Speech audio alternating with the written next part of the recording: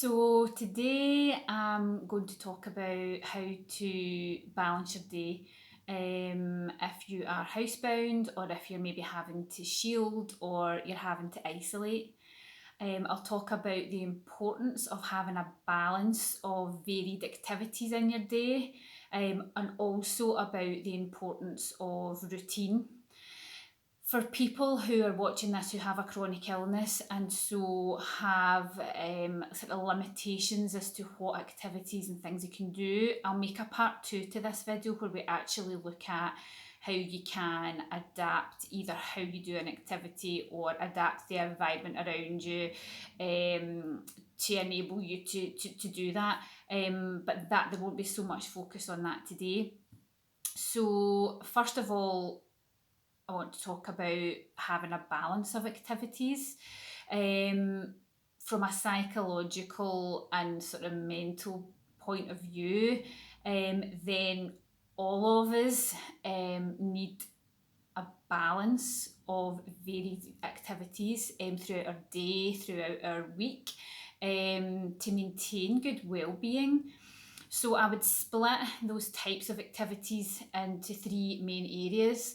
And there were sort of very basic activities that we have to do. So things like washing and dressing and eating, the things that we all almost sort of do automatically or know that we have to do. I would then look at sort of productive activities. So that could be work for those of us that can work, or for people who are maybe working from home. That could be volunteering. If you're doing that via the phone or online, that might be looking after your kids. It might be looking after pets.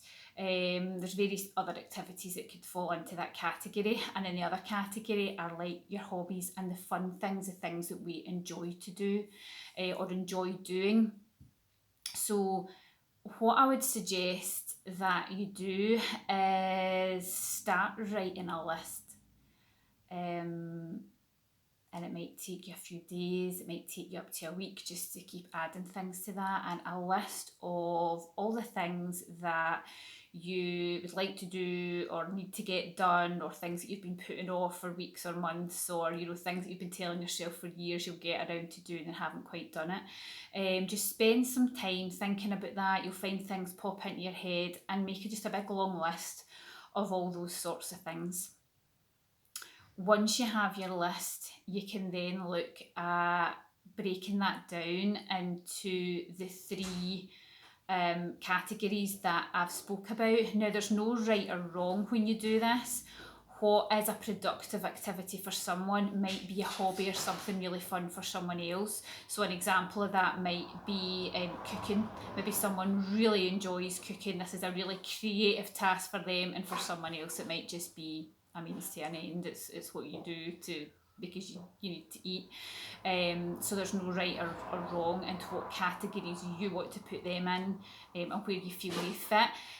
The point is that when you come to looking at what you can do, on a day-to-day basis, you want to be picking things from, various different categories so that your day is quite well rounded.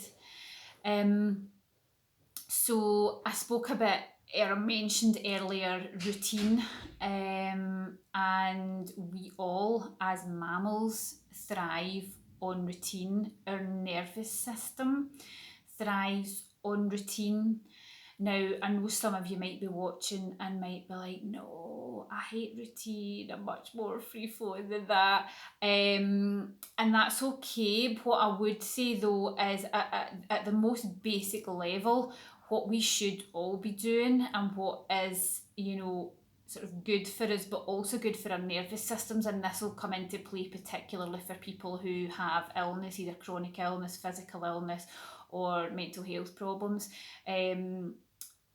We should be sleeping, roughly at the same time, sort of every night. Now, that can be a different window of time for different people, and especially if you have illness as well, but you should have a sort of routine and have a bedtime and a waking up time and try to stick to that.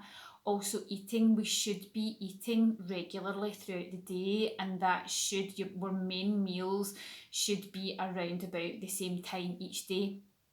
When those things don't happen routinely, our nervous systems sort of start to flare up a bit. It's sort of why we're not getting food, when it starts to send signals out into your body, you're hungry, your blood sugar's dropping, and its response to that is then to produce stress hormones. And also with sleep, that upsets the hormonal system in the body. If you're sleeping at various different times throughout the day and you don't have much of a routine, and that again upsets the nervous system. So what you're doing is increasing stress, increasing anxiety, increasing the production of stress hormones. And in some cases, depending on what's happening with your sleep, the knock-on effect can also be that you're reducing sleep hormones coming on at the right time. So there's all sorts of health benefits to having a basic routine, at least for sleeping and eating.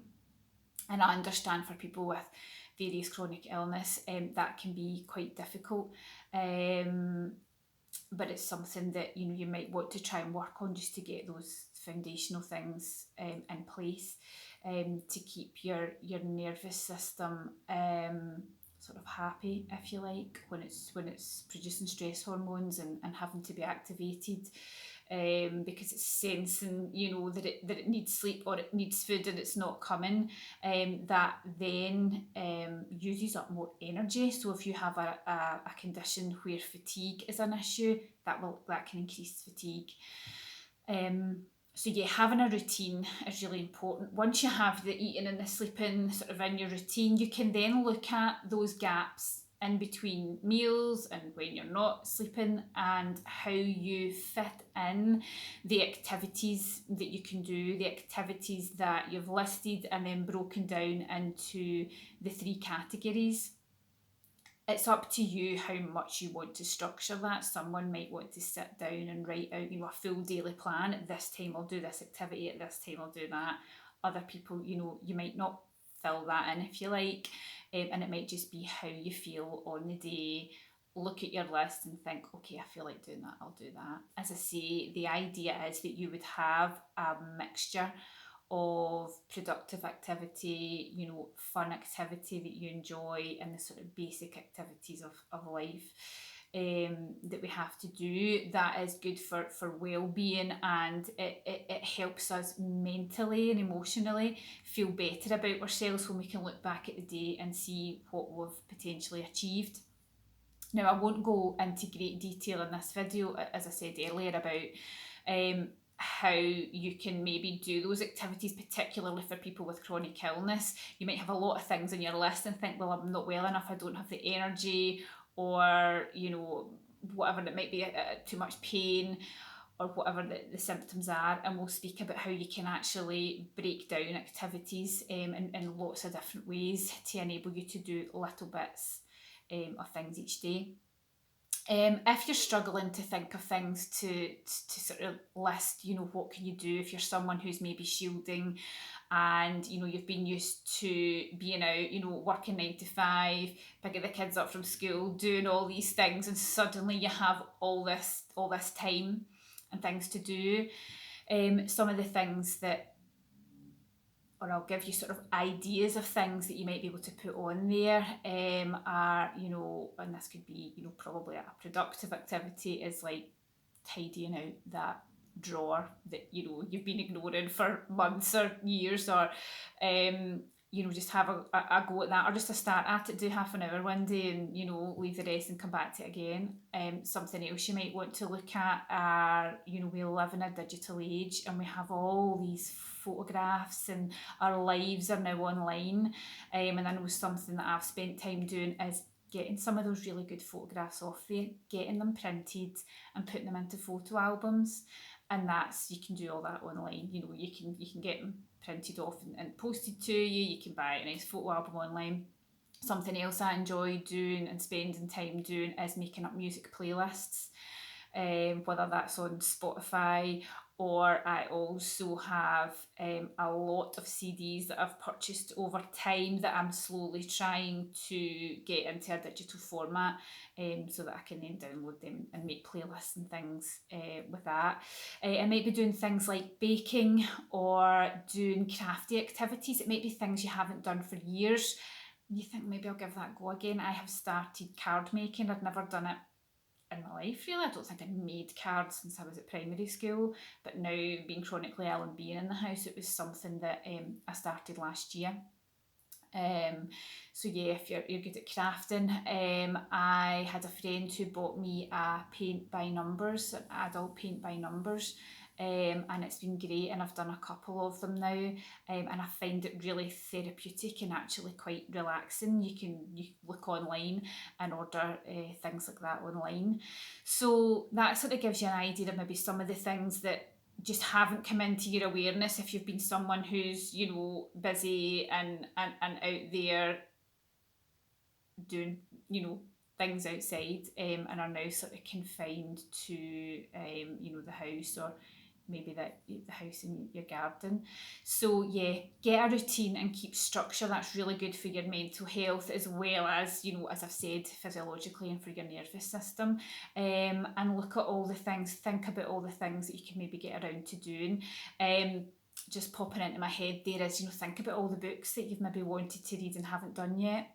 Order some online, or other films that you've always wanted to see, you've just never quite got around to seeing. Can you order them or get them on Netflix or whatever?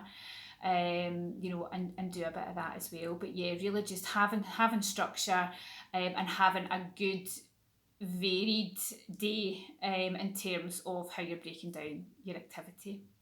So I'll leave you with that, and just a quote that I wanted to leave you with as well, because I like my quotes. And I haven't wrote it down, can I remember it properly now? It's do what you can, use what you have. No, that's not quite right, is it? There's 3 parts to it. Start where you are. Start where you are, use what you have, and do what you can. So yeah, I'll leave you with that, and I hope that's helpful for people.